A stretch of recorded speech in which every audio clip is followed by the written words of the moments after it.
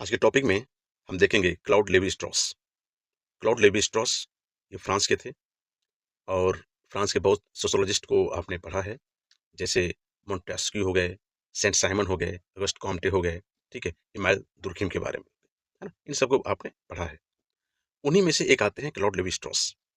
इन्होंने क्या किया, स्ट्रक्चरलिज्म जो संरचनावाद जो होता है उसके बारे में इन्होंने कंसेप्ट दिया कि ये समाज की जो संरचना बनती है वो कैसे होती है, उसके बारे में देखेंगे। इनपे इनका जो कंसेप्ट है वो कहीं न कहीं लिंग्विस्टिक अप्रोच पे भी जाता है। इन्होंने क्या किया कि स्विट्ज़रलैंड के जो स्विस लिंग्विस्ट्स हैं, वो फर्डिनेंड डे सोसुरे हैं वो स्विट्ज़रलैंड, यानी कि ये फ्रांस के हैं, तो फ्रांस के आप ईस्ट में देखेंगे तो स्विट्ज़रलैंड है, ठीक है? तो वहाँ के जो एक सोशियोलॉजिस्ट हैं, हमारा लिंग्विस्ट हैं, हमारे फर्डिनेंड डी सोसुरे, उनसे इन्होंने ये बहुत प्रभावित हुए और अपने सोशियोलॉजिकल थॉट में उस उनके द्वारा यूज़ जो टर्म्स है, यूटिलाइज़ किया। इसके बाद देखेंगे हम कि बाइनरी ऑपोजिशन है क्या? ठीक है? बाइनरी ऑपोजिशन यानी कि हम मनुष्य कोई भी काम करता है, तो बाइनरी ऑपोजिशन यानी कि द्विपक्षीय विरोध को लेके चलता है, तो उसे कांसेप्ट क्या है, उसको देखेंगे। उसके बाद ये हम पढ़ेंगे थियरी ऑफ किनशिप कि हमारी जो नातेदारी होती है, तो नातेदारी का सिद्धांत क्या है? इस नातेदारी के सिद्धांत में हम देखेंगे कि इंसेस्ट टैबू क्या होता है ना? कौटुंबिक व्यभिचार क्या होता है? उसके बाद देखेंगे थियरी ऑफ अलायंस क्या होते हैं, है ना? ये सब समझेंगे। फिर नेक्स्ट टॉपिक रहेगा इसमें स्टडी ऑफ मिथ। मिथ क्या है? मिथक सिद्धांत क्या है ना? तो जो हमारे ट्रेडिशनल हमारे जो मिथ बनते हैं, है ना? और जो लेवी स्ट्रॉस के द्वारा मिथ बना है, कंसेप्ट, वो डिफरेंट है। जो हमारा ट्रेडिशनल होता है वो मिथ यानी कि फॉल्स स्टोरी है, झूठी कहानी हो सकती है। लेकिन स्ट्रॉस कहते हैं कि जो भी मिथ बना है वो हमारा काल्पनिक नहीं है, बल्कि उसके पीछे कुछ ना कुछ लॉजिकल स्ट्रक्चर है ना? और ये सोसाइटी की कलेक्टिव थिंकिंग को इंडिकेट करता है, दर्शाता है। ठीक है? उसके बारे में देखेंगे। फिर इनका एक टॉपिक है cold society versus hot society. Cold society यानी कि जो ट्राइबल सोसाइटी होता है उसको हम कोल्ड सोसाइटी बोलते हैं, ठीक है? और जो मॉडर्न सोसाइटी होती है उसको हम हॉट सोसाइटी बोलते हैं, इसको भी देखेंगे। इनके जो इम्पोर्टेंट वर्क्स हैं, जो इन्होंने रचनाएँ की हैं, उसके बारे में देखेंगे कौन-कौन इम्पोर्टेंट है। कभी-कभी क्या होता है कि क्रोनोलॉजी ऑर्डर में बुक्स को आयोग जो भी आयोग हैं यूजीसी नेट में वो पूछ देता है, उसको आपको अरेंज करना पड़ता है। ठीक है? और कभी ये पूछ देगा कि ठीक है, स्ट्रक्चरलिज़्म किस बुक से लिया गया है, तो आपको अ, उसको सॉल्व करने में हेल्प करेगा। ये जो क्लास आपको हिंदी और इंग्लिश दोनों में होगी। मेरा मेन उद्देश्य होता है कि जिस भी थिंकर को मैं पढ़ाऊँ, उनका पूरा कंसेप्ट दोनों मीडियम को, Hindi as well as English को आसानी से समझ में आ सके, बाइलिंगुअल हो, ठीक है? नमस्कार, मैं engineer Ajit, assistant professor in sociology. मैं आपको उत्तर प्रदेश लोक सेवा आयोग द्वारा आयोजित government degree college, government inter college, GIC, LT grade और यूजीसी नेट के लिए और वेरियस स्टेट के जो state assistant professor exam conduct कराते हैं, उन सभी के लिए ये थ्योरेटिकल क्लासेस आपके लिए बहुत यूजफुल होगा। तो चलिए स्टार्ट करते हैं। ये देखिए,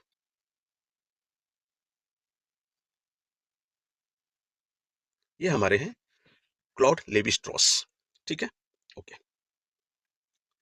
ये 1908 में जन्मे, ठीक है? और 2009 में ये इनका अनटाइमली डिमाइज हो गया, ठीक है? मर गया।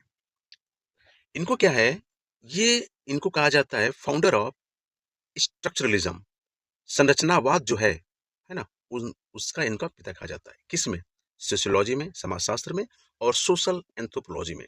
सोशल एंथ्रोपोलॉजी यानी कि सामाजिक मानवशास्त्र और समाजशास्त्र में जो स्ट्रक्चरलिज्म आया है, संरचनावाद आई है, उसके इनको पिता कहा जाता है, फाउंडर या फादर, ठीक है? ओके। ये जो हमारे ये फ्रेंच के हैं, फ्रांस के हैं, ये फ्रेंच स्ट्रक्चरल हमारे क्या हैं? एंथ्रोपोलॉजिस्ट हैं। ये संरचनात्मक मानव शास्त्री हैं, ओके। इनका जो है जो किनशिप यानी कि नातेदारी और मिथ यानी मिथक का है, इन्होंने एक साइंटिफिक रिसर्च स्टडी किया है। मिथ यानी कि हम समझते हैं कि झूठा है, ठीक है? उसको आगे समझाऊंगा और आपको, लेकिन ये कहते हैं कि नहीं, इसके पीछे कुछ लॉजिकल स्ट्रक्चर है। इन्होंने क्या किया कि इंटीग्रेट करने का कोशिश किया, किसको? सोशियोलॉजी और एंथ्रोपोलॉजी, जो समाज शास्त्र है और जो मानव शास्त्र है, उन दोनों को इन्होंने जोड़ने का कोशिश किया। ये कहते हैं कि ह्यूमन सोसाइटीज में appear different but their underlying structure are similar. कहने का मतलब ये है, ये कहते हैं कि मानव समाज ऊपर से अलग दिखता है, लेकिन भीतर उसकी संरचना समान होती है। जैसे फैमिली का कंसेप्ट है, तो फैमिली का जो कंसेप्ट है, इंडिया का फैमिली कंसेप्ट, ठीक है, या यूरोप का फैमिली कंसेप्ट, हम देखने से तो लगता है कि नहीं नहीं यार, वहाँ का वेस्टर्न कल्चर है, यहाँ का इंडियन कल्चर है, तो इनका स्ट्रक्चर अलग है। लेकिन ये कहते हैं कि नहीं, ऐसा नहीं है। ऊपर से दिखाई पड़ रहा है कि स्ट्रक्चर अलग अलग है, लेकिन वही जब फैमिली में जाएंगे तो फादर, मदर, ब्रदर, सिस्टर, ठीक है, ग्रैंड मदर, इन सबों का जो इंटरनल जो लिंक है ना, सबका समान है। इमोशनल इंटीग्रेशन सबका समान होता है। उस तरीके से समझाने की उन्होंने कोशिश किया है। ठीक है, ओके, चलिए देखते हैं इनके जो मोस्ट फेमस जो स्ट्रक्चरलिज्म है, इनका कंसेप्ट संरचनावाद, ये क्या है। देखिए, जो संरचनावाद जो है ना, उसको ये बोलते हैं, स्ट्रॉस बोलते हैं कि society as a system of relationship. ठीक है, यानी कि जो सोसाइटी हमारा है ना, सोसाइटी को as a system of relationship, आपसी संबंध का एक तंत्र बताते हैं। जैसे अभी आप देखेंगे कि आप पढ़े हैं, मेलिनोस्की को पढ़े हैं, है ना, आप रेडक्लिफ ब्राउन को पढ़े हैं। तो जब आप मेलिनोस्की को पढ़ते हैं तो उसमें ये कहता है कि सोसाइटी का फंक्शन क्या है। सोसाइटी का फंक्शन है कि जो इंडिविजुअल के बायोलॉजिकल नीड्स हैं उसको पूरा करना। ठीक है, सोसाइटी फंक्शन करता है। वहीं जो रेडक्लिफ ब्राउन कहते हैं कि सोसाइटी का फंक्शन क्या है, वो कहता है कि जो सोशल नीड्स है, ना कि इंडिविजुअल, सोशल नीड्स को पूरा करने के लिए सोसाइटी फंक्शन करता है। तो रेडक्लिफ ब्राउन हो गए। और जो इंडिविजुअल बायोलॉजिकल नीड्स पूरा करता है वो हमारे मेलिनोस्की हो गए, है ना। लेकिन ये बोलते हैं, ठीक है, स्ट्रॉस बोलते हैं, क्लॉड लेवी स्ट्रॉस, कि नहीं, सोसाइटी हमारा जो है वो हमारा एक सिस्टम ऑफ रिलेशनशिप है। यानी समाज व्यक्तियों का नहीं, बल्कि उनके संबंधों का तंत्र है, उनके रिलेशनशिप का सिस्टम है, सिस्टम ऑफ रिलेशनशिप है। ठीक है, संबंधों का तंत्र है, यानी कि सिस्टम ऑफ रिलेशनशिप, ये इंपॉर्टेंट है, इसको आप याद कर लीजिएगा। ठीक है, जैसे भाषा में शब्दों का अर्थ अकेले नहीं, बल्कि शब्दों के आपसी संबंधों से बनता है। फॉर एग्जाम्पल आप समझिए, खाना, ठीक है, मान लीजिए कि आप लेंगे, एक वर्ड है खाना, खाना हो गया। अब ये खाना कौन सा हो गया, ये तो मान लीजिए कि वर्ड है, एक शब्द है, शब्द है ना। तो इस शब्द का मीनिंग कितना हो सकता है। एक खाना, यानी खाना बन के तैयार है, ठीक है, वो खाना। एक खाना कि खा लीजिए, ठीक है ना। और एक एक हमारा पैकेज्ड जो हमारा होता है खाना, फूड वाला, ठीक है, वो, यानी कि जब ये सिंगल रहेगा तो उसका मीनिंग कई निकल सकते हैं, यानी कि ये पूरा एक लैंग्वेज नहीं बन सकता। लेकिन जब शब्दों का आपसी संबंध बनते हैं, एक दूसरे से जुड़ते हैं, तभी हमारा क्या बनता है, भाषा बन पाता है। उसी प्रकार क्या है कि जो रिलेशनशिप है ना, यदि रिलेशनशिप सिर्फ एक के साथ नहीं, यदि उस रिलेशनशिप का एक सिस्टमैटिक मैनर में अरेंजमेंट हो, एक सिस्टम हो, तब कहीं जाके वो हमारा सिस्टम ऑफ रिलेशनशिप ही हमारा स्ट्रक्चरलिज्म को बढ़ावा देगा। ठीक है, समझ गए होंगे आप। आगे देखते हैं। अब देखेंगे दूसरा इनका टॉपिक है इन्फ्लुएंस ऑफ लिंग्विस्टिक्स, यानी कि भाषा विज्ञान का प्रभाव क्या पड़ा, है ना। तो जैसा मैंने आपको बताया कि क्लॉड लेवी स्ट्रॉस पे भाषा का बहुत प्रभाव पड़ा। क्यों, क्योंकि ये फ्रांस से बिलोंग करते हैं। और जब फिजिकल या पॉलिटिकल मैप देखेंगे आप वर्ल्ड के, तो जो फ्रांस है, फ्रांस के नॉर्थ साइड में देखेंगे तो जर्मनी है, और ईस्ट में देखेंगे आप, ठीक है, तो आपका स्विट्जरलैंड है। तो यानी कि स्विट्जरलैंड के, और वहाँ पे जो यूरोपियन कंट्रीज हैं, ठीक है, वो छोटे छोटे देश हैं, है ना, इंडिया की तरह बड़े बड़े नहीं है, छोटे से देश हैं, तो एक दूसरे से बॉर्डर पे उनका शेयरिंग होता है। ओके, तो ये क्या है कि वहाँ के स्विस लिंग्विस्ट हैं ये। तो जो लिंग्विस्ट हैं, भाषाविद जो हैं, वो है हमारे फर्डिनेंड डी सोसूरे, है ना। तो ये जो हमारा फर्डिनेंड डी सोसूरे हैं, इन्होंने क्या किया कि भाषा पे इन्होंने रिसर्च किया, ठीक है, और उसको प्रोपोगेट किया था, फैलाया था उन्होंने। तो उससे कहीं ना कहीं हमारे स्ट्रॉस प्रभावित हुए, और वो क्या किए कि इनके जो लिंग्विस्टिक पैटर्न को ही सोशोलॉजी में इम्प्लीमेंट किया, और क्या किया, उससे उन्होंने कंपेयर किया। जैसे इंडिया में क्या होता है, इंडिया में मान लीजिए कि लोग बात करते हैं कि ठीक है, हमें गांधीज़म, गांधीवाद पसंद है। कुछ लोग बोलते हैं कि नहीं, मुझे अम्बेडकरिज्म, अम्बेडकरवादी बनना पसंद है, ठीक है। कुछ लोग कहते हैं कि नहीं, हमें हिंदुइज्म बनना पसंद है। कुछ कुछ लोग कहते हैं कि नहीं, इस्लामिक, मतलब अलग अलग तरीके से कंसेप्ट देते हैं, है ना। तो जो विशेष ग्रुप जिनसे इन्फ्लुएंस्ड होगा, तो उनके बारे में ज़्यादा बात करेगा या उनका कंसेप्ट अपने बातों में लेके आएगा। उसी प्रकार जो लेवी स्ट्रॉस हैं, वो कहीं न कहीं हमारे सॉसूरे से इन्फ्लुएंस थे, इसलिए अपना सोशियोलॉजिकल थॉट में इनको इम्प्लीमेंट किया। कैसे? ये कहते हैं कि just as language has grammar and rules, culture too has implicit rules that govern social behaviour. ठीक है? यानी कि ये कहते हैं लेवी स्ट्रॉस कि जैसे भाषा में व्याकरण होता है, वैसे ही संस्कृति में भी कुछ हिडन रूल्स होते हैं। ठीक है? कुछ छिपे हुए नियम होते हैं। ये तो अब बोल दिए आप, लेकिन हम समझेंगे कैसे? जैसे मान लीजिए हमारा लिंग्विस्टिक है ना? और हमारी सोसाइटी है। लिंग्विस्टिक यानी कि जो हमारे सोसूरे थे, फर्डिनेंड डी सोसूरे, उनका कांसेप्ट है, और सोसाइटी यानी कि लेवी स्ट्रॉस का, है ना? ठीक है। तो जो हमारा थे ये फर्डिनेंड डी सोसूरे, वो कहते हैं कि ये कंपेयर करते हैं लेवी स्ट्रॉस कि उनका जो लैंग्वेज स्ट्रक्चर है, हर चीज़ का लैंग्वेज स्ट्रक्चर है, सबका स्ट्रक्चर होता है। तो ये कहते हैं कि नहीं, हमारा सोशल स्ट्रक्चर है ना? जिस तरीके से लैंग्वेज में ग्रामर्स का रूल होता है ना, ग्रामर्स के रूल्स इंप्लीमेंट होते हैं, उसी प्रकार सोसाइटी में हमारे सोशल रूल्स रूल्स इंप्लीमेंट होते हैं, लागू होते हैं। जिस प्रकार अनकॉन्शियस पैटर्न होता है, उसी प्रकार हमारी सोसाइटी में कल्चरल पैटर्न्स होते हैं, है ना? कल्चरल पैटर्न्स के अकॉर्डिंग ये सोसाइटी हमारी चलती है। अब आप कहेंगे कि सर ये अनकॉन्शियस पैटर्न क्या होता है? देखिए, अनकॉन्शियस पैटर्न ये होता है कि मान लीजिए कि कुछ आपकी पास्ट की, कुछ अतीत के अनुभव है। उस अतीत के अनुभव के अनुसार आप कुछ काम करते हैं, है ना? तो आपको पता नहीं कि आप कर रहे हैं, लेकिन वो चीज़ें हो जाती हैं। तो वो क्या होता है, हमारा अनकॉन्शियस पैटर्न, ठीक है? ओके, आगे देखेंगे। जैसे ये एक्सप्लेन करते हैं विद द एग्जांपल, हम समझ सकते हैं। जैसे मान लीजिए कि मैरिज हो गया, शादी हो गया, रिचुअल्स हो गए, रीति-रिवाज हो गए, कस्टम्स, है ना? और सोशल नॉर्म्स, जो हमारे सामाजिक जो नियम हैं, ये हमारे सोसाइटी के हैं, है ना? मैरिज हो गया, रिचुअल्स हो गए, कस्टम्स हो गया, सोशल नॉर्म्स, ठीक है? ये सब क्या करते हैं? ये सब करते हैं फंक्शन। कौन-सा फंक्शन? फंक्शन करेंगे कैसा? जिस तरीके से ग्रामर जो है ना, ग्रामर करता है फंक्शन कल्चर का, उसी प्रकार। यानी कि जिस प्रकार से ग्रामर लैंग्वेज में काम करता है, उसी प्रकार ये जो हमारे टर्म्स हैं, मैरिज हो गया, रिचुअल्स हो गए, कस्टम हो गया, सोशल नॉर्म्स हो गया, वो हमारे कल्चर के ग्रामर है। समझ में आ गया? जैसे हम देखेंगे, he does not go there, ठीक है? ये ग्रामर आ गया कि ही के साथ हम डज लगाएंगे, डू नहीं लगाएंगे, ये गलत हो गया। उसी प्रकार ये जो ग्रामेटिकल हैं चीजें, तो मान लीजिए कि उसी प्रकार हमारा मैरिज, मैरिज ये भी हमारा ग्रामर हो गया, किसका? कल्चर का, ठीक है?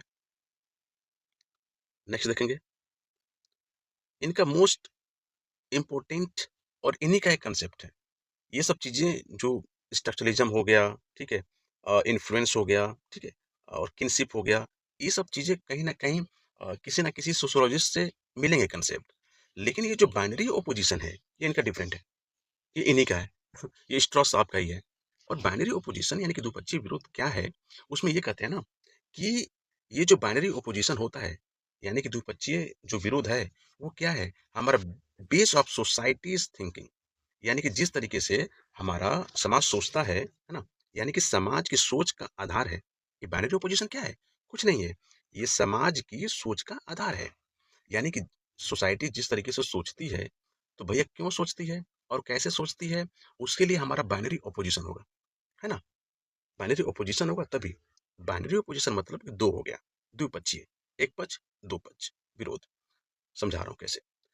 Human mind thinks in opposite pairs, कैसे सोचता है वो, है ना? इंसान का दिमाग है, वो कोई भी चीज़ सोचता है ना, तो अच्छा और बुरा दोनों साथ लेके चलेगा, है ना? कच्चा-पक्का साथ लेके चलेगा। भाई, जब तक कॉम्प्लीमेंट नहीं देंगे आप, ठीक है? जैसे कच्चा है, तो कच्चा किसका कच्चा? यानी कच्चा है तो उसका उल्टा अपोजिट पक्का होगा। पक्का है तो किसका? कच्चा है। पुरुष है तो फीमेल है, महिला है। जीवन है तो मृत्यु है। यानी कि एक हमारा बाइनरी अपोजिशन मोड में रहेगा, ये चलेगा, है ना? जैसे मान लीजिए, ये करते हैं, एक्सप्लेनेशन दे रहा हूँ मैं आपको कि the process of cooking food indicates the travel from raw to cook, which marks transition from nature to culture. ये कहते हैं कि एक नेचर है और एक हमारा कल्चर है। ठीक है। तो यदि कोई कच्चा खाना है, मान लीजिए कि कच्चा आलू है ना, उसको आपको कुछ बनाना है, खाने के लिए बनाना है, तो क्या कर सकते हैं आप कि कच्चे आलू को यदि उबाल दिए और खाने के तौर पे यूज कर रहे हैं आप, ठीक है, तो जो आलू से उबालना, जो प्रोसेस है उबालना का, वो हमारा ट्रांजिशन होगा, सेतु का काम कर दिया वो, ठीक है। तो रॉ जो मटेरियल है वो हमारा नेचर हो गया, और जो हमारा कुक्ड हो गया वो हमारा कल्चर हो गया, ठीक है। और ट्रांजिशन यानी कि उबाल दिए तो आपका ट्रांजिशन हो गया, सेतु काम कर दिया। अब मान लीजिए कि आलू है ना, आलू का क्या है कि पूर्वांचल साइड में या बिहार में आप आलू का चोखा बना दिए, तो आलू, ठीक है, मान लीजिए कि ये आलू हो गया, आलू का चोखा, चोखा बना दिया, ठीक है। प्रोसेस उबालना, उबालना हो गया, ठीक है, प्लस मिर्च, सब कुछ लगा, एक प्रोसेस। दूसरा आलू का पराठा, मान लीजिए आलू का नॉर्थ इंडियन पराठा बना दिए, ठीक है। तो आलू का पराठा बनाए तो इसका अलग है, इसमें आटा गूथे, आटा मिलाए तभी पराठा बना, ठीक है। फिर हमारा आलू का चिप्स, चिप्स बन गया, प्रोसेस्ड फूड हुआ तो चिप्स बन गया, ठीक है। या बॉइल्ड आलू बस खाना है आपको, बॉइल्ड पोटेटोज खाने हैं हमारे यूरोप यूरोप में, ठीक है। तो ये अभी देखिए, यहाँ पे जो आलू है ना, ये हमारा क्या हो गया, रॉ है, कच्चा है, रॉ मटेरियल। ये हमारा रॉ क्या है, ये नेचर है, ठीक है। लेकिन ये जो यूरोप हो गया, चोखा हम पूर्वांचल बताएं या बिहार बताएं, पराठा नॉर्थ इंडिया बताएं, चिप्स हमारे मॉडर्न इंडिया में आ गया, तो ये सब हमारा क्या आ गया, ये सब क्या है हमारे, ये सब हमारे कल्चर है, कल्चर हो गया, ये नेचर, ये कल्चर। लेकिन बीच में ये जो प्रोसेस है, ये ये ये ये हमारा सेतु की तरह काम कर रहा है, ट्रांजिशन की तरह काम कर रहा है, ठीक है। तो यही जो ये जो प्रोसेस है, the process of cooking food indicate the travel from raw to which marks transition from the nature to culture, यही हमारा ये ट्रांजिशन फिर ये बन जाएगा, ठीक है। इस तरीके से इसको आप समझेंगे। एक बार और इसको वीडियो थोड़ा सा पीछे करके इसको देख लीजिएगा, आ जाएगा समझ में। चलिए अब देखते हैं, इनका कंसेप्ट है थियरी ऑफ किनशिप, नातेदारी का सिद्धांत। अब तक जो जिन सोशोलॉजिस्ट को मैंने पढ़ाया किनशिप के बारे में, उनका सिंपल कंसेप्ट था, लेकिन इन्होंने क्या किया कि दो किताबों में इन्होंने लिखा। एक आप देखेंगे कि थियरी ऑफ जो किनशिप है, ठीक है, तो जो थियरी ऑफ किनशिप का जो कंसेप्ट इन्होंने दिया है, वो कहाँ दिया, वो दिया इन्होंने the elementary structure of kinship, एक बुक था, तो उस द बुक का नाम था the elementary structure of kinship, उसमें इन्होंने किनशिप का थ्योरी दिया है। लेकिन इन्होंने थ्योरी ऑफ किनशिप को दो भागों में बांट दिया है। कौन सा, एक हमारा इंसेस्ट टैबू है, ठीक है, एक हमारा इंसेस्ट टैबू है, और दूसरा हमारा थ्योरी ऑफ एलायंस है, ठीक है,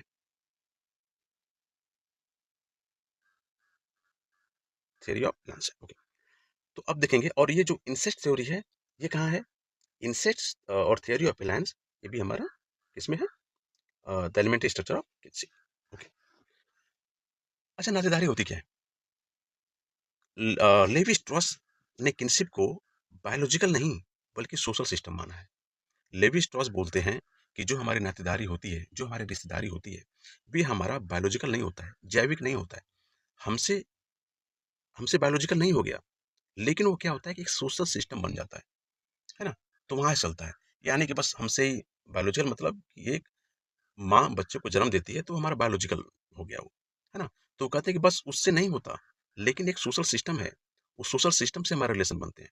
जैसे society is form through exchange of women in marriage, ये आपका इंपॉर्टेंट है।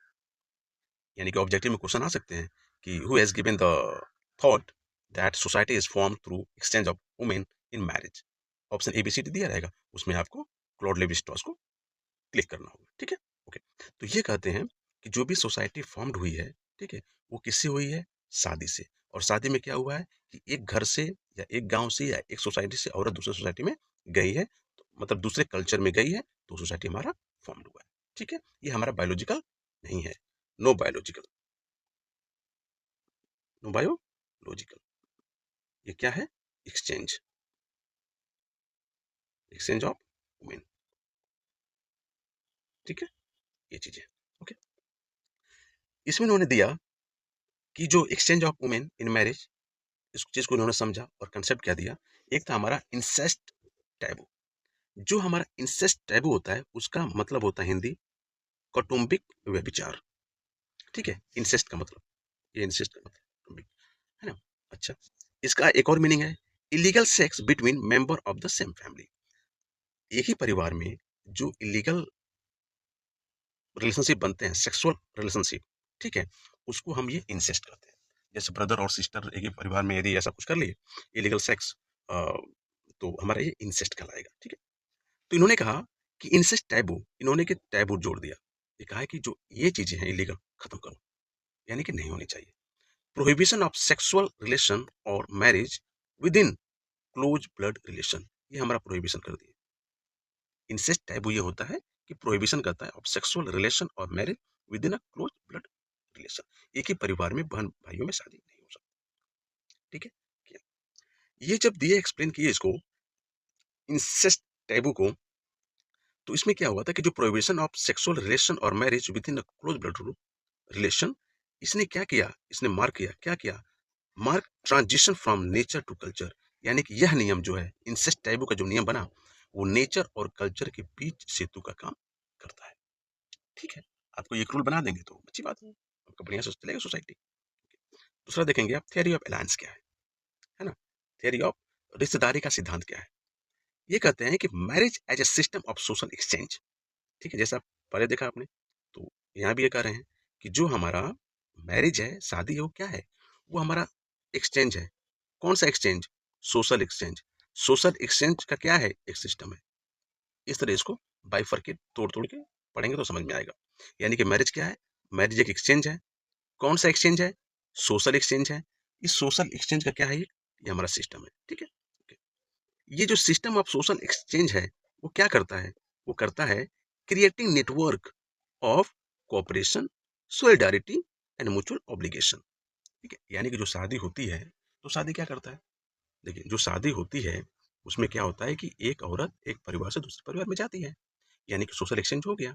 तो जब हमारा सोशल एक्सचेंज हो गया, तो उससे फायदा क्या होगा। देखिए, जब एक परिवार से लड़की दूसरे परिवार में जाती है या एक परिवार से लड़का दूसरे परिवार में जाता है, तो उससे क्या होता है कि एक हमारा नेटवर्क जनरेट होता है, एक हमारा नेटवर्क स्टेबलाइज होता है। वो नेटवर्क किसका होता है, वो नेटवर्क होता है आपस का, आपसी का। नेटवर्क होता है रिश्तेदारी का, नेटवर्क होता है नातेदारी का, एक दूसरे से कॉन्टैक्ट का, एक दूसरे के कॉपरेशन का, एक दूसरे के सोलिडारिटी एकता का, और म्यूचुअल ऑब्लिगेशन, एक दूसरे के प्रति क्या कर्तव्य है उस सब का एक हमारा नेटवर्क करता है। तो मैरिज बस ये मस्त कीजिएगा, ठीक है, सेक्सुअल रिलेशनशिप के लिए हमारी शादी होती है, नहीं। यही डिफरेंस है love marriage and arrange marriage में। आप देखते हैं कि जो हमारा एक हमारा लव मैरिज हो गया, लव, और एक हमारा अरेंज, ठीक है, यही कॉन्ट्राडिक्शन है थोड़ा सा, और कुछ नहीं। यही कॉन्ट्राडिक्शन है कि लव मैरिज में आप क्या करते हैं कि आप, बहुत अच्छा भी है, यदि कोई लड़का लड़की भाग के शादी कर लिए, ठीक है, तो वो क्या करते हैं कि जो नेटवर्क है ना उसको खत्म कर देते हैं। नेटवर्क नेटवर्क खत्म हो जाता है। लेकिन अरेंज मैरिज में क्या होता है कि नेटवर्क हमारा स्ट्रांग होता है। ठीक है, जब नेटवर्क स्ट्रांग होगा तो भैया हमारा कोऑपरेशन भी अरेंज मैरिज में अच्छा होगा, अरेंज मैरिज में हमारी सोलिडारिटी भी अच्छी रहेगी, और म्यूचुअल ऑब्लिगेशन भी अरेंज मैरिज में अच्छा होगा। तो जब कभी आपको किसी से डिबेट करना हो या कुछ लिखना हो कि what is the differences between the love and arrange marriage, तो आप उसको ये चीज़ दिमाग में आप रख लेंगे, तो आप उस पर 250 वर्ड्स या 500 वर्ड्स में आप इसको इजीली एक्सप्लेन कर सकते हैं। कैसे कि marriage as a system of social exchange, creating network of the cooperation, solidarity and mutual obligation. For example, village A give daughter in marriage to village B. यानी एक गांव है, कोई भी गांव है, उस गांव का नाम ए मान लीजिए, और एक दूसरा गांव है, उस गांव का नाम बी मान लीजिए।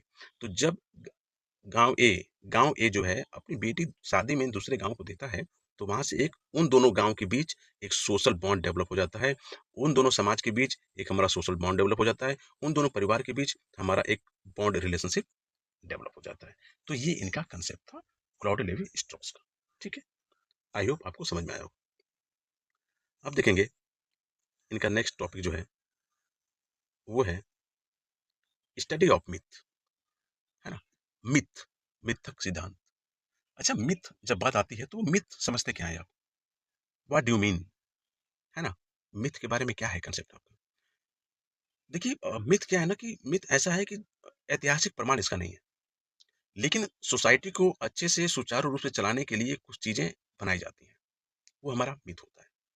और जनरली ट्रेडिशनली हम देखेंगे पारंपरिक तौर पे कि जो भी हमारे मिथ हैं, वो टूट जाते हैं। जैसे हमारा साइंस डेवलप हो रहा है तो मिथ हमारे टूटते हैं। जब प्रमाण आती है तो मिथ हमारे टूट जाते हैं। यानी कहीं न कहीं मिथ हमारा झूठा होता है। ठीक है? ये ट्रेडिशनली सभी लोग बोलते हैं कि मिथ हमारा झूठा होता है। लेकिन लेवी स्ट्रॉस साहब बोलते हैं कि नहीं, ले ये जो मिथ है, ये हमारा झूठा नहीं होता है ये। ये हमारा नॉट इरेशनल, ये हमारा लॉजिकल स्ट्रक्चर होता है। और ये मिथ हमारे हर जगह रहते हैं। ये हमारा यूनिवर्सल है, यानी कि फाउंड इन ऑल सोसाइटीज़।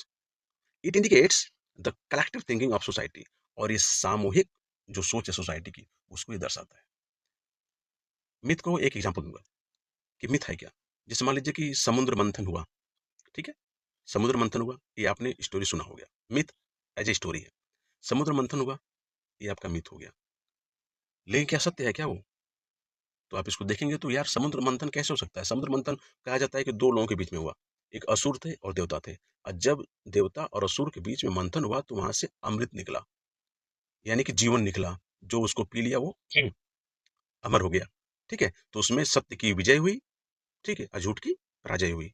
यही कांसेप्ट है ना? यही है। लेकिन जो समुद्र मंथन है ना? वो हमारा मिथ है। लेकिन जो उसे शिक्षा मिली है कि सत्य, अच्छाई और बुराई का संघर्ष से जीवन निकलता है, यानी कि अमृत निकलता है। वो हमारा कंसेप्ट है, वही सोसाइटी को लेके चलाती है। लेकिन समुद्र मंथन हमारा क्या हो गया? मिथ हो गया। समझ में आ गया? लेकिन जो उसका अर्थ हो गया, वो सोसाइटी चला रहा है, उसका रिलेवेंस है अच्छाई और बुराई से, न कि समुद्र मंथन से। ठीक है? ओके। इन्होंने, मतलब लेवी स्ट्रॉस ने, मिथ को भी स्ट्रक्चर के रूप में समझा। अब तक क्या होता है कि जो भी सोशियोलॉजिस्ट थे, उन्होंने मिथ को नकार दिया कि नहीं, मिथ हमारा है ही नहीं, ये हमारा काल्पनिक है, इमेजिनरी है ना? उसको निकाल दिए और झूठ बताए। लेकिन उन्होंने कहा कि नहीं, मिथ जो भी है वो हमारा लॉजिकल स्ट्रक्चर उसके पास है, और उन्होंने स्ट्रक्चर के रूप में समझाया। किसके थ्रू? Through binary opposition. अब देखिए, जो हमारा बाइनरी ओपोजिशन पहले आपको पढ़ाया हूं मैं, वही है। ठीक है? यानी पुरुष महिला, ठीक है, नेचर कल्चर, है ना, मृत्यु जीवन, यही हमारा बाइनरी ओपोजिशन है। इसी बाइनरी ओपोजिशन के तहत इन्होंने मिथ को समझाया कि मिथ हमारा अच्छा है, बुरा है कि नहीं है ना? ये तो बाइनरी ऑपोजिशन के थ्रू तो समझाया है, लेकिन मेथड इन्होंने क्या लिया? इन्होंने मेथड ये लिया, तरीका इन्होंने अपनाया कि जो भी हमारे मिथ हैं, जो भी हमारा स्टोरी है, उसको मिथीम्स में, स्मॉल यूनिट में तोड़ देना। ठीक है? मिथीम मिथीम क्या होता है? यानी कि छोटे-छोटे पार्ट्स में उसको तोड़ के समझना। जैसे एक एग्जांपल के तौर पे आपको समझाने की कोशिश करूंगा मैं, है ना? अब मान लीजिए एक स्टोरी सुना रहा हूँ आपको। एक हमारा ग्रीक यानी कि यूनानी राजा था, है ना? कौन? ओडिपस नाम था उसका, है ना? अनजाने में, मतलब ओडिपस ने अनजाने में अपने पिता की हत्या कर दी और अपनी माँ से विवाह कर लिया। बाद में जब सच्चाई सामने आई तो उसने आत्मदंड के रूप में अपनी आंखें फोड़ दी। ये हमारे एक ओडिपस के बारे में कहा जाता है। ये हमारा एक स्टोरी लेवल है, ये मिथ है। ये तो मान लीजिए मिथ। लेकिन जो ओडिपस ने अनजाने में अपने पिता की हत्या कर दिया और अपने माँ से विवाह कर लिया। ठीक है? ये चीज़ तो मान लीजिए ठीक है, ये हमारा स्टोरी बन गया। लेकिन इसका मीनिंग ये है, ठीक है, कि आपको कोई भी काम सोच समझ के अच्छे से करना चाहिए। यदि आप पहले जानने की कोशिश किए होते कि हम जिससे लड़ रहे हैं, जिसको मार रहे हैं, वो है कौन? तो सच्चाई चल गई होती पता। ठीक है? तो कुछ ना कुछ सीख मिलती है ना? तो उसी के लिए इन्होंने क्या किया है कि जो हमारा मिथ है, उसको मिथिम में, यानी कि अब तोड़ेंगे। अब तोड़ेंगे, हमारा मिथिम है, कैसे तोड़ेंगे? स्ट्रक्चर ऑफ यूनिट कैसे? देखिए, पहला है किल हिज फादर, पहला, ठीक है? मैरिज हिज मदर, दूसरा, और उसके बाद अपने आप को पनिशमेंट दिया, ठीक है? वो सोशल ऑर्डर के लिए, तीसरा। तो यहाँ पे देखेंगे, ये पहला, ये दूसरा, और तीसरा बाद में जो अपने आप को पनिशमेंट दिया, तीसरा। अब मान लीजिए किलिंग फादर इसमें, तो जो किलिंग फादर का मतलब ये है कि वायलेशन ऑफ किनशिप नॉर्म्स, ये हमारा स्ट्रक्चरल मीनिंग। मीनिंग पे जोर दीजिएगा। ये एक हमारा मिथ बन गया है, लेकिन उसका मीनिंग क्या है? जैसे मैं आपको समझाया कि समुद्र मंथन हुआ, तो हमारा मिथ है। लेकिन समुद्र मंथन हुआ, तो उसमें देवताओं और असुरों के बीच में हमारी संघर्ष हुआ, उससे लाइफ अमृत निकला, ठीक है? उससे लाइफ निकली, है ना? ठीक है। तो वो स्ट्रक्चरल मीनिंग समझिए आप। तो इन्होंने किलिंग फादर, ठीक है, तो उसमें क्या इसने क्या किया, वायलेशन ऑफ किनशिप नॉर्म, ठीक है। मैरिंग हर मदर, अब हमारा इंसेस्ट जो टैबू है उसको ब्रोकन किया। इंसेस्ट टैबू देखें, देख रहे हैं आप, जिसमें आपसे जैसे भाई बहन हो गया, अपने जो ब्लड का रिलेशन है उससे शादी नहीं करना, तो इसने क्या किया कि आपने ब्रोकन कर दिया, उस नियम को आपने तोड़ दिया, ठीक है। तीसरा है कर्स एंड पनिशमेंट, है ना, कि जब इसको पता चला ओडिपस को, कह रहे यार वो तो मेरे पिता था और जिससे मैंने शादी किया वो मेरी माँ है, वो परेशान हो गया और आत्मदंड दिया, उसमें क्या किया, अपनी आंखें फोड़ ली।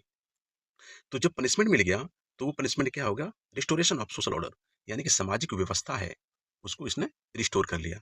इससे क्या जाता है, यदि मान लीजिए कि वो ऑडिपस यदि अपने पापा को मार के मम्मी से शादी कर लिया और अपना आंख नहीं फोड़ा होता, तो समाज में ये जाता कि अरे राजा जब ऐसा कर सकता तो हम लोग भी करना चाहिए, तो उससे हमारा जो सोशल ऑर्डर डिस्टर्ब हो जाता।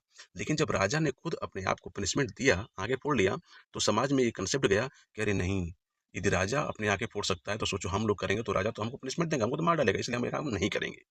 तो ये इसलिए ये जो हमारे मिथ है, मिथ को मिथिम्स के अनुसार इन्होंने एक मीनिंग दे दिया है, ठीक है। इसलिए कहते हैं कि मिथ जो है वो हमारा, myth is not irrational but has a logical structure. और ये हमारे क्या है, myths are universal and found in all societies, ठीक है। किसी हर सोसाइटी में मिथ पाया जाता है। इसको इन्होंने इस तरीके से एक्सप्लेन किया है कि इन्होंने, क्लाउड लेवी स्ट्रॉस ने, ठीक है। दीज मिथिम्स जो है together express the contradiction between biological kinship and social rules. देखिए, ये जो हम मिथिम्स बात करेंगे, जो थीम्स, जो मिथ को लेके, जो मिथ है उसको हम जब डिवाइड करेंगे कई टुकड़ों में, तो जो हमारा मिथिम्स बनेगा, वही मिथिम्स को आप एक साथ लेके चलेंगे, तो एक आपका जो विरोध है, कॉन्ट्राडिक्शन है, विरोध, उसको एक्सप्रेस करेगा। और वो विरोध किसके बीच में होगा, जो हमारा बायोलॉजिकल किनशिप है ना, जो हमारे माता, जो हमारे ब्लड से रिलेशनशिप जो बनाया है, और जो हमारे सोशल रूल्स हैं, जो हमारे सामाजिक नियम हैं, उनके बीच में हमारा कॉन्ट्राडिक्शन को एक्सप्रेस करता है, ठीक है। ओके, नेक्स्ट देखेंगे, इनका एक, क्लाउड लेवी स्ट्रॉस का एक कंसेप्ट है, cold society and hot society में क्या है उसको समझेंगे। देखिए, कोल्ड सोसाइटी का मतलब ये है, जैसे ट्राइबल सोसाइटी, जो हमारे ट्राइब्स होते हैं, जनजाति जो सोसाइटी होती है, वो हमारी कोल्ड सोसाइटी होती है। क्यों होती है, इसलिए होती है कि इसमें जो भी आप कुछ चेंज लेके आएंगे, है ना, जो इनके रिचुअल्स में, जो इनके ट्रेडिशन में, परंपरा परंपरा जो है, उसमें आप कुछ चेंज लेके आएंगे ना, तो चेंज जल्दी होती नहीं है, ये विरोध करते हैं कि नहीं, हम जैसे हैं वैसे हैं। क्यों, इसका एक एग्जांपल है, जब मैं एमओआरडी में काम कर रहा था, when when I was working with the MoRD, ministry of rural development, तो मेरी पहली पोस्टिंग छत्तीसगढ़ में हुई थी। तो छत्तीसगढ़ में हुई थी, तो वहाँ पे कुनकुरी एरिया है, डिस्ट्रिक्ट है, वहाँ पे जब मेरी पोस्टिंग हुई, तो वहाँ पे जाके मैं देखा, वहाँ पे मैं, वहाँ के जो ट्राइब्स हैं, जो वहाँ के पुअर पीपल है, डिप्राइव्ड सेक्शन है, उनके लिए मैं काम कर रहा था। उनको मोबिलाइज करना था, मुझे इलेक्ट्रिकल ट्रेनिंग प्रोवाइड करनी थी, है ना, फिर उनको जॉब प्लेसमेंट के लिए मुझे अपॉर्चुनिटी देनी थी, और उसके लिए मैं बहुत काम किया, और बहुत लोगों को जॉब दिलाया, मैं बहुत अच्छे से ट्रेनिंग प्रोवाइड किया मैं। तो उसमें मैंने ये देखा कि वहाँ पे ना हाट बोलते हैं, मार्केट को ना हाट बोलते हैं। तो वो जंगल से ना वो लोग ना, भाई, पत्ते होते हैं ना, पत्ते जंगल के, पेड़ पौधों के पत्ते अपने निचली और ऊपरी पार्ट पे लपेट के, एक लाइन से महिलाएं आती थी, ठीक है, और जंगल से कुछ भी लेके आ गई, वो फ्रूट लेके आ गई, कुछ भी लेके आ गई, और मार्केट में, उस मार्केट में हम लोग हैं, हम जैसे लोग हैं, उस मार्केट में लाइन से वो लोग आते थे, ठीक है, और बार्टर सिस्टम यूज करते थे वो, यानी कि एक कटोरा फल दिए तो एक कटोरा उनको तेल ले लिए, एक कटोरा कोई मसाला ले लिए, और लेके सब लोग लेके बार्टर सिस्टम के थ्रू, है ना, एक कटोरा दिए, एक कटोरा लिए, कुछ भी चीजें, और उसको लेके फिर लाइन में वो चले जाते थे। वो हम लोग का ड्रेस कोड देखते थे, सब कुछ देखते थे, लेकिन वो अपने ही रूल फॉलो करते थे, और उन्होंने क्या किया, एक मीटिंग ऑर्गेनाइज करा दिया, और मीटिंग ऑर्गेनाइज कराने के बाद मुझ पे ही खुद ये बोले कि ऐसा है कि आपको जीन्स और टी शर्ट पहन के ज़्यादा मोबिलाइजेशन नहीं करना है। तो खैर, मैं इन्होंने इनके लिए एज ए इलेक्ट्रिकल इंजीनियर काम किया, मैं ट्रेनिंग प्रोवाइड करने की कोशिश किया था मैं। हाँ, तो उसमें मैंने देखा कि उसमें क्या है कि रेसिस्ट चेंज, वो क्या करते हैं कि चेंजेस जो है ना, उनको विरोध करते हैं कि नहीं, हमें चेंजेस नहीं चाहिए, हम जैसे हैं वैसे ही रहेंगे। और ये टाइम स्टैटिक रहते हैं ये, यानी कुछ भी हो जाए, है ना, जो हमारा समय था, जिस तरीके से थे हम वैसे ही बने रहेंगे, है ना। लेकिन हमारे cloudy Levi Strauss hot society के बारे में बोलते हैं कि ये हमारा मॉडर्न सोसाइटी है, ठीक है। इसमें क्या होता है कि मॉडर्न सोसाइटी में ना जो भी चेंज आप लेके आए जाएंगे, जो भी चेंज लेके आएंगे, 4G 5G ये चेंजेस है ना, वो तुरंत उसको स्वीकार कर लेगा, है ना। ये कभी नैरो जीन्स, कभी चौड़ा जीन्स, जो भी लेके आएंगे, जो भी फैशन में आएगा तुरंत उसको ये स्वीकार कर लेंगे। ये टाइम डायनेमिक होते हैं, यानी कि जिस तरीके से टाइम चलता है, जिस तरीके से रिफॉर्म होते रहते हैं, उसको मॉडर्न सोसाइटी अपने अंदर ले लेती है, इसलिए इसको हॉट सोसाइटी बोला जाता है। ठीक है, अभी भी आप देखेंगे, आप कंपेयर कर सकते हैं कि जो गांव की महिलाएं हैं, चाहे गांव के लोग हैं, ये कोल्ड सोसाइटी में रहते हैं, है ना, वही ट्रेडिशन ज़्यादा फॉलो करना है। वही शहर में आप देखेंगे तो बच्चे, लड़के, बुजुर्ग सभी फैशनेबल हो जाते हैं, यानी कि हॉट सोसाइटी, है ना। तो आप समझ सकते हैं मुझसे बेहतर। ओके, इनमें एक कंसेप्ट है, लेवी स्ट्रॉस बोलते हैं कि जो आदिम समाज है, आदिम यानी कि प्रिमिटिव जो सोसाइटी है, को कम विकसित नहीं माना है। ये कहे हैं कि ये लेवी स्ट्रॉस बोलते हैं कि जो प्रिमिटिव माइंड है, primitive mind is not inferior, it is different. वो कहते हैं कि जो हमें मान लीजिए कि जो ट्राइबल हैं, वो कहते हैं कि ट्राइबल जो हैं, वो इनको मत समझिए कि नहीं उनके पास कम दिमाग है आपसे, और आप डेवलप कर गए हैं तो आपके पास अधिक दिमाग है। नहीं, ऐसी कोई बात नहीं, दिमाग सबके पास बराबर है। चक्कर ये है कि उनका जीने का तरीका अलग है।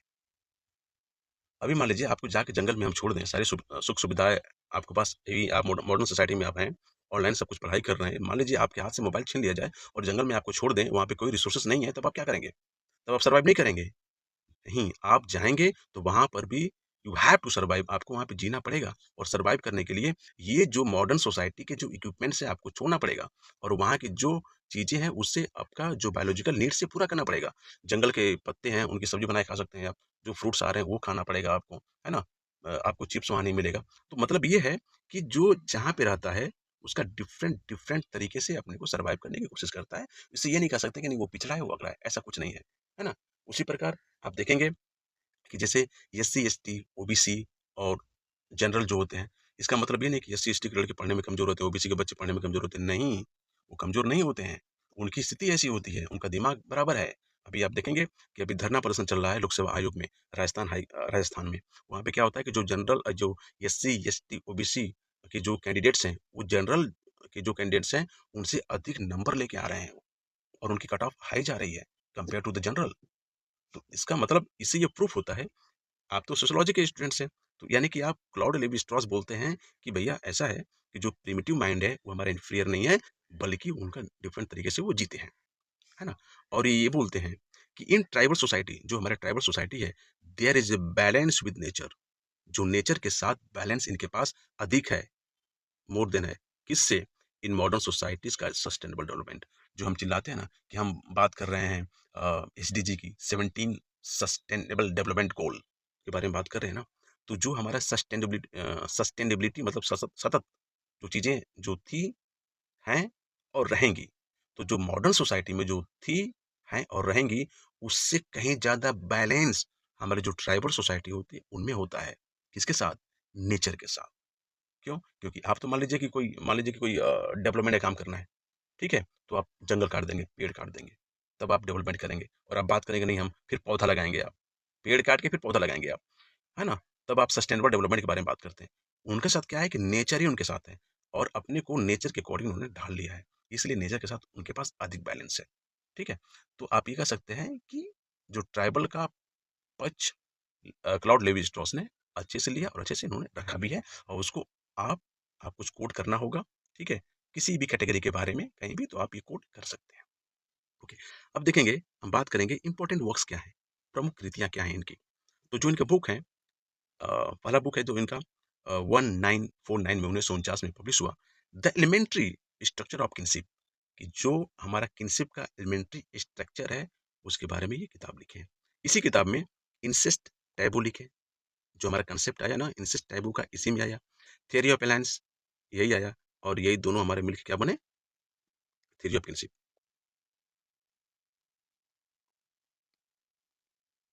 यही हमारा थ्योरी ऑफ किनशिप बना, ये दोनों मिलके, ठीक है। उसके बाद एक्सचेंज ऑफ वुमेन, मैरिज क्या होता है? मैरिज में क्या होता है कि एक्सचेंज ऑफ वुमेन होता है, ठीक है। ये चीजें, वो चीज कहाँ से लिया गया है? The elementary structures of kinship, ठीक है। दूसरे बुक के बारे में देखेंगे, इनका है स्ट्रक्चरल एंथ्रोपोलॉजी। ये हमारा कब हुआ? 1958 में ये पब्लिश हुई बुक। जो हम बाइनरी ओपोजिशन को लेके बात कर रहे थे, वो बाइनरी ओपोजिशन कहाँ है? इसी में, स्ट्रक्चरल एंथ्रोपोलॉजी बुक है उसमें। इन्फ्लुएंस ऑफ लिंग्विस्टिक्स, जो वो इनके एक दोस्त मान लीजिए, ठीक है, सौसूर है, तो जो उनसे प्रभावित हुए, ठीक है, वो किसमें मेंशन किया इन्होंने? स्ट्रक्चरल एंथ्रोपोलॉजी में वो मेंशन है। फिर जो बात मैंने किया कि इनका जो प्रिमिटिव माइंड है, ठीक है, वो इंफीरियर माइंड नहीं है, तो भी कहाँ कंसेप्ट आया? स्ट्रक्चरल एंथ्रोपोलॉजी बुक से आया। और जो हमारे मिथ मिथ के बारे में बात करेंगे, मिथ वाला कंसेप्ट कहाँ से लिया गया है? तो मिथ वाला कंसेप्ट भी हमारा स्ट्रक्चरल एंथ्रोपोलॉजी से लिया गया है, ठीक है। फिर उसके बाद 196 टू 1962 में एक किताब लिखते हैं, द सवाज माइंड, यानी कि जो प्रिमिटिव माइंड का क्या होता है कंसेप्ट, उसको इस किताब में लिखते हैं। और उसके बाद लास्ट इनका एक है माइथोलॉजिक्यूज, ये जो है, ये हमारा 4 वैल्यू में ये लिखते हैं। इस तरीके से सीक्वेंस है, ठीक है, कि हमारा the elementary structure of kinship 1949 में आ गया, स्ट्रक्चरल एंथ्रोपोलॉजी 1958 में आ गया, द सवेज माइंड 1962 में आ गया, और माइथोलॉजिक्यूज हमारे 4 वैल्यू ये हमारे, ठीक है। तो इसको एक सीक्वेंस में आप इसको अरेंज कर सकते हैं, ठीक है। ये तो अब तक आपके क्लाउड लेवी स्ट्रॉस का कंसेप्ट था। इसके थ्रू आप यूजीसी नेट, जीडीसी, इस सब एग्जाम में आप यहाँ से क्वेश्चन आएंगे तो आप इसी तरीके से कर सकते हैं। कुछ एक एक नोट्स हैं आपको मैं दे रहा हूँ, यूजीसी नेट के क्वेश्चन में ये मिलेगा आपको, आप इसको अच्छे से कर ले जाएंगे। इन्होंने ना एक कंसेप्ट दिया, concept of mechanical order and statistical order model इन्होंने दिया है। इनका जो एक किनशिप स्ट्रक्चर है ना, किनशिप स्ट्रक्चर किनका? क्लाउड लेवी स्ट्रॉस का।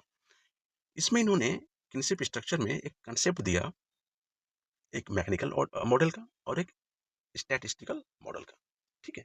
इसमें इन्होंने क्या किया, हम देखेंगे कि मैकेनिकल मॉडल में क्या दिया। मैकेनिकल मॉडल में इन्होंने कहा कि मैकेनिकल मॉडल जो है रिप्रेजेंट अ डिटरमिनिस्टिक अप्रोच, एकदम डिटरमिनिस्टिक जो है सो है ना, अप्रोच मैकेनिकल में। ये क्या करता है कि जो किनशिप सिस्टम है ना, उसको कहता है कि बहुत रिजिड है, कठोर है, और वो संचालित किससे होता है? स्पेसिफिक एंड अनचेंजिंग रूल्स, ठीक है। यानी कि जो मैकेनिकल मॉडल देखेंगे, ठीक है, यानी कि आप इमाइल दरखाइम का भी देखेंगे, एक हमारा ऑर्गेनिक सोसाइटी, ऑर्गेनिक सॉलिडारिटी, और एक मैकेनिकल सॉलिडारिटी। तो जो मैकेनिकल सॉलिडारिटी होती है, उसमें भी वो जो रिजिड सोसाइटी को लेके बात करेंगे, और जो ऑर्गेनिक हमारा हमारा जो फ्लेक्सिबल सोसाइटी है, यानी कि मॉडर्न सोसाइटी है, उसको लेके चलेंगे। तो उसी को कहीं आप यहाँ भी कंपेयर कर सकते हैं कि जो मैकेनिकल सॉलिडारिटी है, वो कहीं ना कहीं रिजिड है, यानी कि ट्राइबल एरिया, ट्राइबल पीपल्स को मान सकते हैं, और govern by the specific and unchanging rules, यानी कि टाइम स्टैटिक्स। समझ गया आपको? ठीक है। ये जो होता है, ये focused on formal and predictable patterns of relationship with in a system. यानी कि जो मैकेनिकल मॉडल है, जब इसके पास रिजिड ऑर्डर है, यानी कि कठोर नियम इनके पास है, कठोर है वो, और एक उसका स्पेसिफिक रूल है, उसे चल रहा है, और रूल जो चेंज नहीं हो सकता, जब ये चल रहा है, तो फ्यूचर में क्या होगा, आप उसके बारे में तो कर सकते हैं ना भाई, आप उसको प्रेडिक्ट कर सकते हैं, भविष्यवाणी कर सकते हैं कि सोसाइटी हमारा कैसे चलेगा, ठीक है, ओके। लेकिन जब बात आती है हमारा स्टैटिस्टिकल मॉडल में, ये कहते हैं कि ये जो स्टैटिस्टिकल मॉडल है ना, ये हमारा वेरिएबल है, वेरिएबिलिटी इसमें है, ये चेंज होगा, है ना, फ्लेक्सिबिलिटी होगा, ठीक है, विद इन किस में? किनशिप सिस्टम में। यानी कि जो हमारा किनशिप सिस्टम है, वो स्टैटिस्टिकल में वो हमारा चेंज होता रहता है, जैसे मॉडर्न हॉट सोसाइटी, यानी जैसे हॉट सोसाइटी है उसमें, और ये हमारा मैकेनिकल मान लीजिए, फॉर एग्जाम्पल हमारा कोल्ड कोल्ड सोसाइटी, और इसमें मान लीजिए एग्जाम्पल हॉट सोसाइटी, ठीक है। इसका स्टैटिस्टिकल मॉडल में हॉट सोसाइटी, और मैकेनिकल मॉडल में कोल्ड सोसाइटी। अब इसमें क्या आ गया आपका, देखना चाहिए किया, account for the complexities and irregularities in real world kinship practices. आप देखते हैं कि जो मॉडर्न सोसाइटी होता है, उस मॉडर्न सोसाइटी में कॉम्प्लेक्स सोसाइटी हो गई है, रेगुलरिटीज उसमें नहीं होता, इरेगुलरिटीज बहुत ज़्यादा रहती है, वेरिएबल रहता है, फ्लेक्सिबल रहता है, ठीक है। तो ये आपका जो किनशिप स्ट्रक्चर है, उसको दो कंसेप्ट में इन्होंने समझाया है, mechanical model and statistical model. इसको मैंने as a cold society mechanical model, और as a hot society statical model के थ्रू आपको मैं समझाया हूँ, ठीक है। ये है।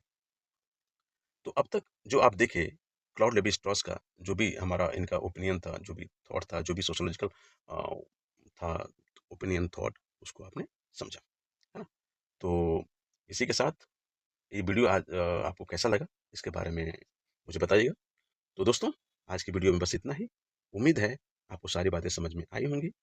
यदि वीडियो को पसंद आए यदि वीडियो पसंद आए है तो लाइक और शेयर जरूर करें, और ऐसे ही इंफॉर्मेटिव वीडियो के लिए सोशोलॉजिकल डिपेंडेंट जो हो के लिए चैनल को सब्सक्राइब करें। धन्यवाद। और साथ ही साथ 2025 बीत गए, बहुत अच्छे से बीते, है ना। और जैसा कि हम 2025 को विदाई भी दे दिए, 2025 हमें कुछ खुशियाँ, कुछ सीख और कुछ चुनौतियाँ देकर जा रहा गया। हमने गलतियों से सीखा, सफलताओं को जश्न मनाया और आगे बढ़ने का हौसला पाया। बीते पलों के लिए आभार व्यक्त करें और आने वाले वर्ष का स्वागत नए सपनों, नई उम्मीदों और सकारात्मक सोच के साथ करें। कामना है कि आने वाला साल जो आया है, हम सबके जीवन में स्वास्थ्य, शांति और सफलता लेकर आए। इसलिए 2025 जो बीता उसके लिए धन्यवाद और स्वागत है नए साल 2026 का। Thank you. Happy new year.